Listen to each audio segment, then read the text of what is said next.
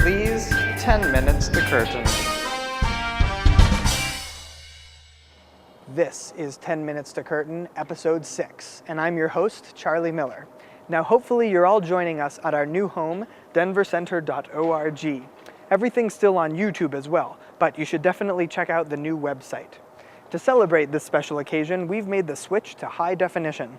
And yes, that means widescreen.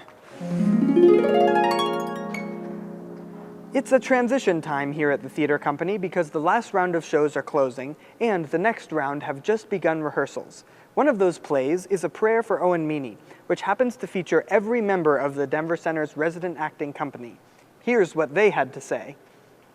Da-da-da-da, da-da-da-da, da-da-da-da-da-da-da-da, doo, da-da-da-da, da-da-da-da.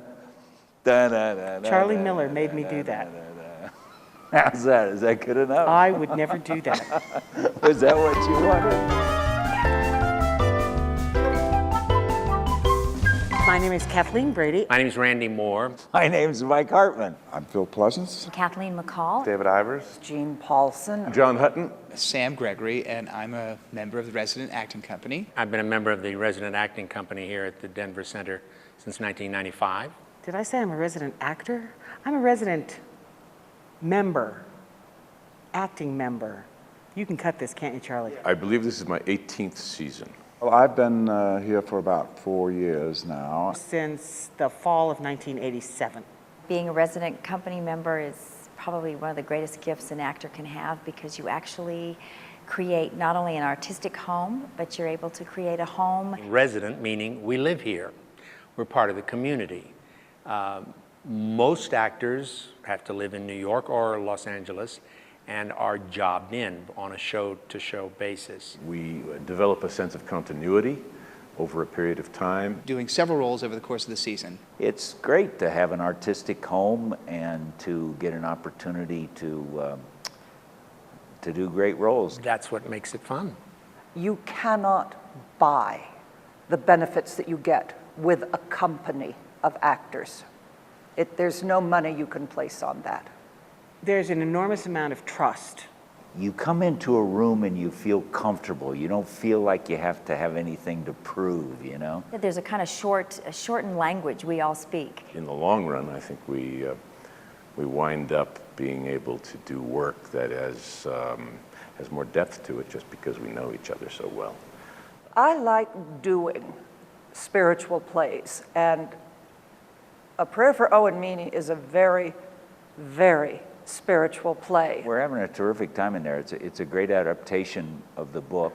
It's a sort of real non-linear telling of that story. It sort of reminds me of Salvador Dali painting. We go back in time and forward in time. It's epic in nature. The staging is, I think, going to be fascinating, and it moves very quickly from scene to scene and locale. But I think the core central point of the thing is the wonderful humanity that emerges from this extraordinary kid, Owen Meany. It's a story of where you sit in your faith and where you sit in your relationship to God. And it's really a play filled with great heart. I think it's going to be really good. I happened to be in a dancing mood last week when I followed some of the technicians around on their weekly production equipment check. So I compiled my adventures into a little dance. We're doing a tech check today for Inanna, Richard III, and Dusty in the Big Bad World. On Friday, we go through all the mechanics on a show to make sure that they're going to work without failure on the weekend.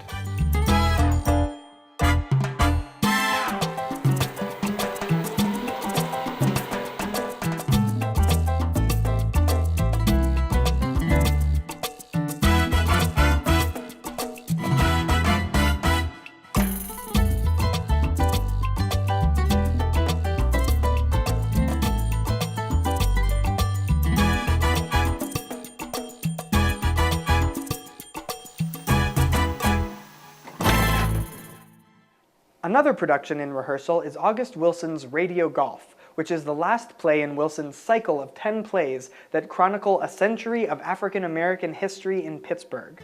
Some of the other plays in the cycle include Fences, Joe Turner's Come and Gone, and Gem of the Ocean. With this production, director Israel Hicks becomes the first person ever to direct all 10 plays of the cycle, and he did them all here at the Denver Center. I spoke with Israel and members of the cast about completing the cycle.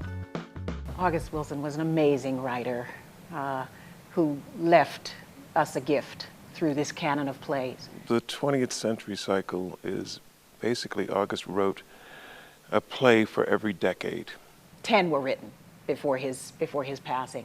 What a strange thing to say, I want to do this, I want to fulfill this goal, and then to die after you finish it. Unbelievable to me. Radio Golf is the last in the cycle, in the 10-play cycle. It's a play for the 90s. And this takes place in 1997. And it sort of brings together, ties together a number of loose ends or themes that have run throughout many of the plays. The play is about a man who comes back to his community. To the Hill District in Pittsburgh. To redevelop it. And to establish his campaign headquarters because he's going to run for mayor. And in that process, he discovers a part of his past and a part of his history that he has to address. What do we do with the knowledge of who we are and where we came from?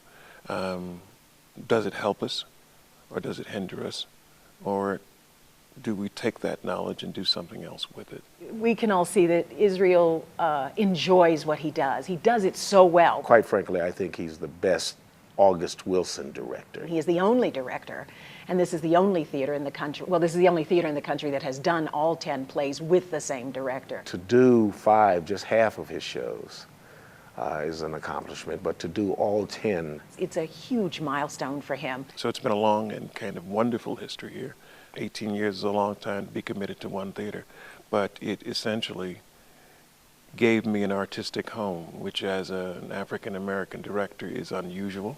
It's rare, extraordinary, quite frankly. We hosted the annual Colorado New Play Summit here a couple of weeks ago, and we're all finally catching up on sleep from that crazy weekend of new plays. For those who missed it, I put together the 2009 Summit recap.